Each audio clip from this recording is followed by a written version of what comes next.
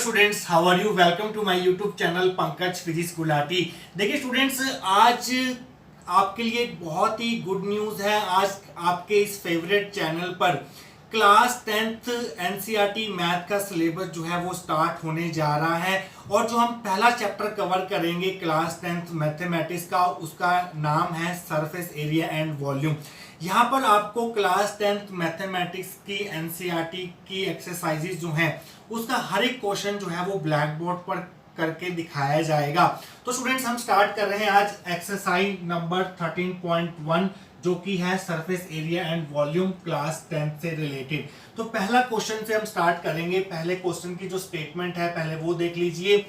To cubes each of volume 64 centimetre cube are joint end to end find the surface area of resulting cuboids. यहाँ पर आपको दो cubes दिए गए हैं। क्यूब, ये वाला क्यूब है पहला क्यूब, ये दूसरा क्यूब है। इन दोनों क्यूब्स का वॉल्यूम सेम है। इसका वॉल्यूम भी 64 सेंटीमीटर क्यूब है, इसका वॉल्यूम भी 64 सेंटीमीटर क्यूब है। फिर हमने क्या करना है, इन दोनों क्यूब्स को आपस में ज्वाइन कर देना है, एंड टू एंड आपस में जोड़ देना है। तो जब आप दो क्यूब्स को जोड़ते हैं आपस में तो जो आपको रिजल्टिंग शेप मिलती है वो क्यूबॉइड होती है। फिर हमने उस क्यूबॉइड का सरफेस एरिया फाइंड करना है। यहाँ पर सिर्फ वर्ड लिखा है सरफेस एरिया। अगर सिंपल सरफेस एरिया लिखा है तो इसका मतलब यह है कि आपको टोटल सरफेस एरिया फाइंड करना है। अगर लेटरल सरफेस एरिया फाइंड करना होता तो यहाँ पर आपको वर्ड दिया होता लेटरल सरफेस एरिया। अगर सिंपल सरफेस एरिया दिया है, सिंपली यही लिखा है कि सरफेस एरिया फाइंड करो, तो मीन्स आपको टीएस से फाइंड करना है, टोटल सरफेस एरिया ही फाइंड करना है। तो सबसे पहले स्टूडेंट्स आपको क्या करना होगा, इन क्यूब्स की साइड्स जो है वो फाइंड करनी होगी। और साइड कैसे फाइंड करेंगे हम, जो आपको गिवन है उसकी हेल्प से फाइंड करेंगे। तो आप लिखेंगे volume of each cube is equal to 64 centimetre cube. और जो वॉल्यूम का फॉर्मूला होता है वॉल्यूम ऑफ क्यूब का, वो 9th क्लास में आपने पढ़ा था। क्या होता है, वॉल्यूम ऑफ क्यूब का फॉर्मूला होता है side cube. So side cube will be equal to 64। और 64 को आपको किस फॉर्म में लिखना होगा, 64 को आप लिख सकते हैं 4 मल्टीप्लाई 4 मल्टीप्लाई 4। अगर आप 4 को 3 टाइम्स मल्टीप्लाई करते हैं तो 64 मिलता है आपको। तो 64 can be written as 4 raise to power 3। तो क्यूब से क्यूब कट गया, तो साइड कितनी आ गई, यहाँ पर 4 सेंटीमीटर आ गई। तो इन दोनों क्यूब्स की जो हर एक साइड है वो 4 सेंटीमीटर की है। अब आपने क्या करना है, इन दोनों क्यूब्स को एंड टू एंड ज्वाइन कर देना है। मींस ये दोनों एंड जो है वो जोड़ देने हैं। तो आपके पास नई शेप क्या बनेगी, अगर मैं सेकंड क्यूब को पहले क्यूब के साथ एंड टू एंड जोड़ देता हूं, एंड टू एंड जोड़ना है आपने स्टूडेंट्स। तो एंड टू एंड जब आप इसको जोड़ेंगे तो आपको क्या मिलेगा, आइए देखते हैं।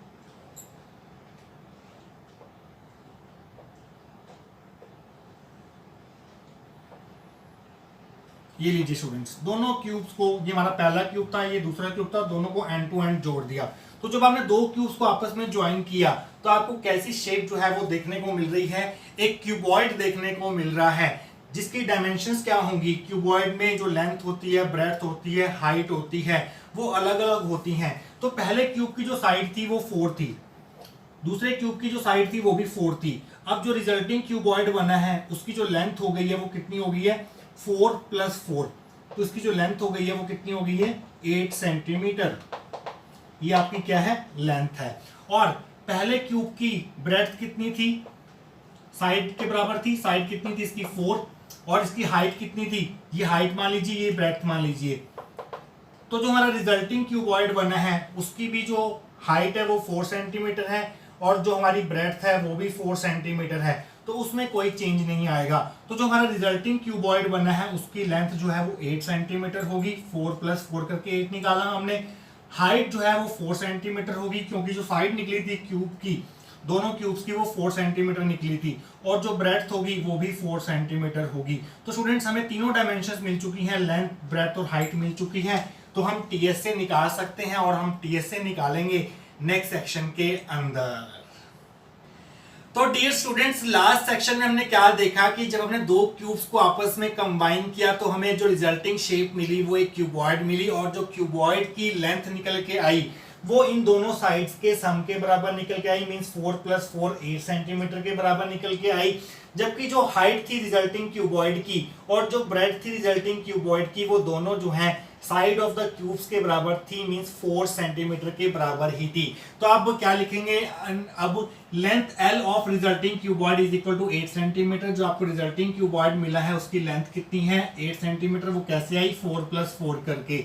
Breadth B of resulting cuboid, जब हम दो क्यूब्स को आपस में जोड़ते हैं तो उसकी ब्रेड्थ में कोई फर्क नहीं पड़ता, वो साइड ऑफ क्यूब के बराबर ही रहती है, जो कि है 4 centimetre. Height H of resulting cuboid is equal to, जब हम दो क्यूब्स को जोड़ते हैं तो जो हाइट होती है रिजल्टिंग क्यूबॉइड की वो साइड ऑफ द क्यूब के बराबर ही रहती है, उसमें भी कोई चेंज नहीं आता, तो वो भी 4 सेंटीमीटर ही रहेगी। तो अब हमें फाइंड करना है surface area of resulting cuboid, surface area of resulting cuboid. अगर सरफेस एरिया निकालने को दिया हुआ है तो इसका मतलब यह है कि हमें टीएस से निकालना है, टोटल सरफेस एरिया निकालना है। और टोटल सरफेस एरिया जो होता है क्यूबॉइड का, उसका फॉर्मूला क्या होता है स्टूडेंट्स, 2LB + BH + HL होता है। तो हमें क्या करना है, आप सिंपली यहाँ पर वैल्यूज पुट करनी है, L की, B की, H की। तो आप करिए नेक्स्ट स्टेप में, 2 ब्रैकेट स्टार्ट, L की वैल्यू कितनी है 8, B की वैल्यू कितनी है 4, LB का मतलब है L × B, इस बात का आप ध्यान रखेंगे, प्लस B की वैल्यू कितनी है 4, H की वैल्यू कितनी है 4, H की वैल्यू कितनी है 4, L की वैल्यू कितनी है 8। तो उसको आप सिंप्लीफाई कीजिए, 8 × 4 = 32, 16 + 32, तो इनको ऐड करके आ जाएगा आपके पास 32 + 32 कितना हो गया स्टूडेंट्स, 64, 64 + 16 कितना हो गया 80। तो आपके पास सरफेस एरिया आ गया 160 सेंटीमीटर स्क्वायर, क्योंकि सरफेस एरिया का जो एस यहाँ पर यूनिट चलेगा वो सेंटीमीटर क्यूब होगा, क्योंकि जो हमें वॉल्यूम दिया हुआ था वो सेंटीमीटर क्यूब में था, जो हमारी साइड आई थी वो सेंटीमीटर में आई थी।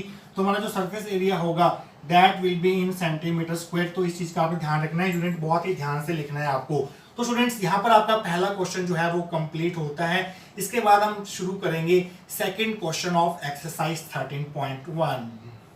तो आइए स्टूडेंट देखते हैं स्टेटमेंट ऑफ क्वेश्चन नंबर 2। तो क्वेश्चन नंबर 2 की जो स्टेटमेंट है वो दी हुई है आपकी बुक में। A vessel is in the form of a hollow hemisphere mounted by a hollow cylinder. आपके पास एक वेसल दिया हुआ है, उसमें क्या दिया हुआ है, एक होलो हेमिस्फीयर के ऊपर एक होलो सिलेंडर जो है वो माउंट किया गया है। मींस एक होलो हेमिस्फीयर के ऊपर आपको एक होलो सिलेंडर जो है वो माउंट करना होगा। The diameter of hemisphere is 14 centimetre. आपको हेमिस्फीयर का डायमीटर दिया हुआ है 14 centimetre and total height of the vessel is 13 centimetre. और हेमिस्फीयर और सिलेंडर को मिला के जो आपको वेसल बन रहा है उस पूरे वेसल की जो हाइट है वो 13 सेंटीमीटर है। Find the inner surface area of the vessel. तो हमने वेसल का इनर सरफेस एरिया जो है वो फाइंड करना है।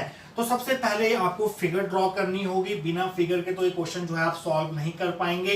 तो सबसे पहले आपको एक होलो हेमिस्फीयर बनाना होगा। होलो हेमिस्फीयर जो है वो आपका बिल्कुल जो आपके किचन में कटोरी होती है, बाउल होती है, बिल्कुल उस जैसा ही होता है। तो बिल्कुल आपने बाउल शेप बना देनी है यहाँ पर इस प्रकार से। तो ये आपका हो गया होलो हेमिस्फीयर, जिसका डायमीटर जो है वो हमें दिया हुआ है 14 सेंटीमीटर। तो आपका यहां से लेके यहां तक जो आपकी डायमीटर है वो 14 सेंटीमीटर है। तो इस चीज का आप ध्यान रखेंगे। इसके ऊपर माउंटेड बाय का मतलब ये है कि जो आपको होलो सिलेंडर बनाना है वो इस होलो हेमिस्फीयर के ऊपर बनाना है। तो स्टूडेंट्स बनाइए, ये लीजिए, ये सिलेंडर का बेस हो गया और ये सिलेंडर का आपका टॉप हो गया। पहले आप ये बना लीजिए, उसके बाद इसको ऐसे ज्वाइन कीजिए आप। ये लीजिए, एक होलो हेमिस्फीयर के ऊपर हमने एक होलो सिलेंडर जो है वो माउंट कर दिया है। तो इसको भी मैं ज्वाइन कर देता हूं। और पूरे जो वेसल की हाइट दी हुई है, पूरे वेसल की जो हाइट दी हुई है वो हमें दी हुई है, इसको मैं कैपिटल H ले लेता हूं, 13 सेंटीमीटर दी हुई है। तो आप लिखेंगे यहां पर सॉल्यूशन में, height of vessel capital H is equal to 13 centimetre. उसके बाद डायमीटर कितना दिया हुआ आपको हेमिस्फीयर का, diameter of hemisphere D is equal to 14 centimetre. क्योंकि जो हमारा सरफेस एरिया का फॉर्मूला होता है इनर सरफेस एरिया का, उसमें हमारा रेडियस यूज होता है। तो हम डायमीटर से रेडियस निकालेंगे। तो आप लिखेंगे रेडियस ऑफ हेमिस्फीयर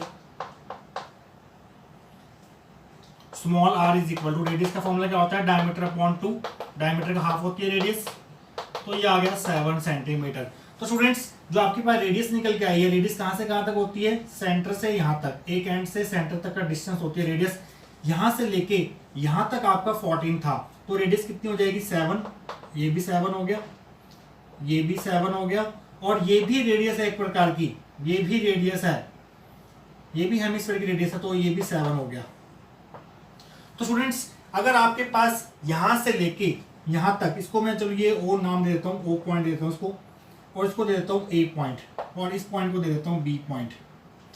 तो स्टूडेंट्स ओ से लेके ए तक की जो लेंथ है वो 7 सेंटीमीटर है, और ए से लेके बी तक की जो लेंथ है, मीन्स जो हाइट है वेसल की, वो है 13 सेंटीमीटर।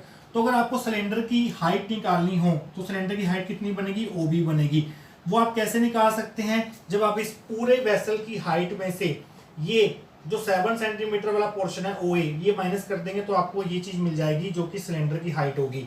तो आप लिखेंगे height of cylinder, height of cylinder, height of cylinder को मैं स्मॉल एस से डिनोट कर रहा हूं, that will be equal to, वो आप कैसे निकालेंगे, ए बी में से क्या माइनस करेंगे, ओ बी माइनस करेंगे, ओ ए माइनस करेंगे। ए बी कितना है आपके पास, हाइट ऑफ द वेसल के बराबर 13 सेंटीमीटर, माइनस ओ ए कितना है 7 सेंटीमीटर, तो ये कितना आ गया 6 सेंटीमीटर। तो आपको सिलेंडर की भी हाइट मिल चुकी है, और सिलेंडर की रेडियस कितनी होगी, सिलेंडर को हमने हेमिस्फीयर के ऊपर माउंट किया हुआ है, तो जो हमारे हेमिस्फीयर की रेडियस है वही तो हमारे सिलेंडर की रेडियस होगी। तो आप यहां पे लिख भी सकते हैं, यहां पर रेडियस ऑफ सिलेंडर वो भी हेमिस्फीयर की रेडियस के बराबर होगी, जिसको हमने स्मॉल आर से डिनोट किया था, वो भी 7 सेंटीमीटर होगी। तो स्टूडेंट्स आपके पास हेमिस्फीयर की रेडियस आ गई है और सिलेंडर की रेडियस और हाइट दोनों आ गई हैं। सिलेंडर की हाइट हमने एच ली है, वो कितनी निकली है 13 माइनस 7, दैट इज 6 सेंटीमीटर निकली है। तो अब हम निकाल सकते हैं इनर सरफेस एरिया, क्योंकि हमारे पास पूरे इस वेसल का इनर सरफेस एरिया निकालना है। वो आप कैसे निकालेंगे, जब आप इस हेमिस्फीयर के कर्व सरफेस एरिया को ऐड करेंगे किसमें, curve surface area of cylinder में, तब आपको इनर सरफेस एरिया मिल जाएगा किसका, इस पूरे वेसल का। और ये स्टेप हम करेंगे नेक्स्ट सेक्शन के अंदर। तो स्टूडेंट जो हमें क्वेश्चन में निकालना था वो था inner surface area of the vessel. तो वो हम कैसे निकालेंगे, आइए वो देखते हैं। Inner surface area of vessel is equal to, कैसे निकालेंगे आप, जब आप इस हेमिस्फीयर का कर्व सरफेस एरिया निकालेंगे, CS से ऑफ हेमिस्फीयर प्लस आपको क्या करना होगा, उसमें ऐड करना होगा इस सिलेंडर का CS से ऑफ सिलेंडर। तो दोनों के फॉर्मूले आपको पता है, 9th क्लास में आप कर चुके हैं। CS से ऑफ हेमिस्फीयर का फॉर्मूला क्या होता है 2πr² प्लस CS से ऑफ सिलेंडर का फॉर्मूला क्या होता है 2πrh। h हमने स्मॉल लिया है क्योंकि जो हमने सिलेंडर की हाइट ली है वो स्मॉल h ली है। तो स्टूडेंट्स आइए देखते हैं आगे। और पाई हमें पता है, क्वेश्चन में दिया हुआ है कि आपको 22/7 ही यूज करना है। तो r कितना है इसका, हमारे पास हेमिस्फीयर का 7 है, तो 7 × 7 कर दीजिए। 7 का square mean 7 × 7 plus 2 × 22/7 into r कितना है आपके पास सिलेंडर का r। सिलेंडर का r भी वही है जो हेमिस्फीयर का r था।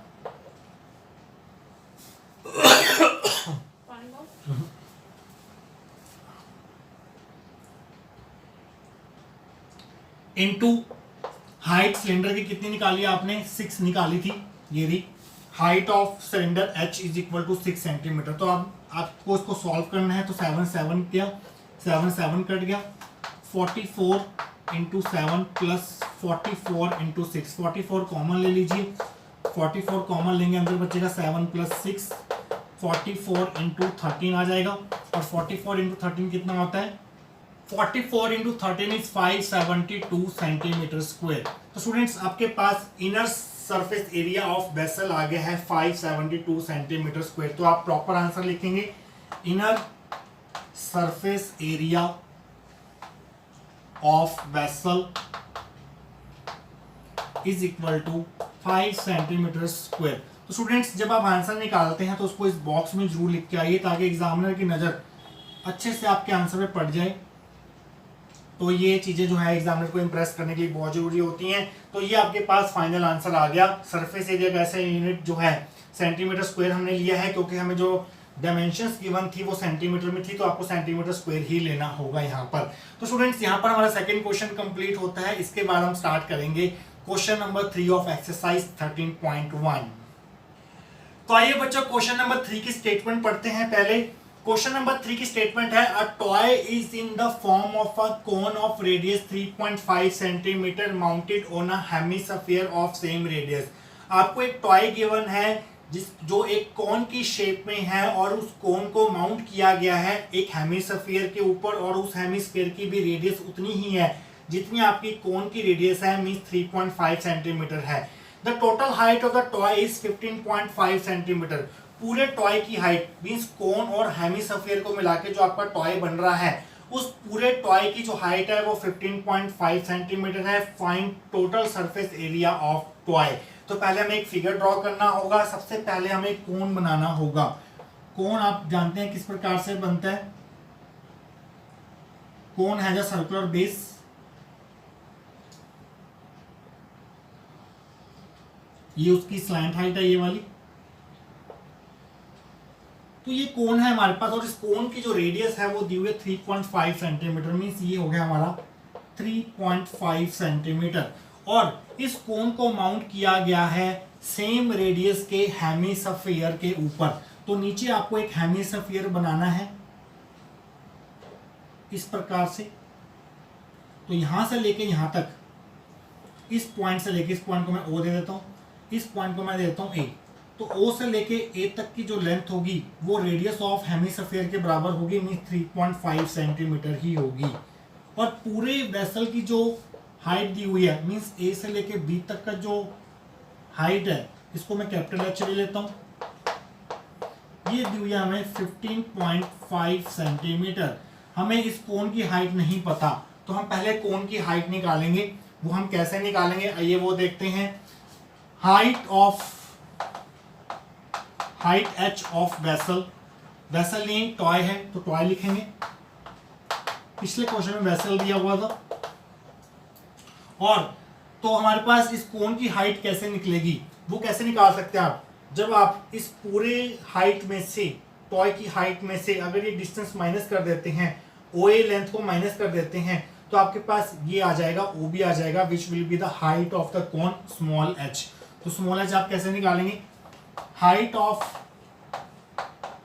ऑफ कोन, जिसको हम स्मॉल h से डिनोट करेंगे, that will be equal to AB which is height of toy minus OA which is radius of hemisphere।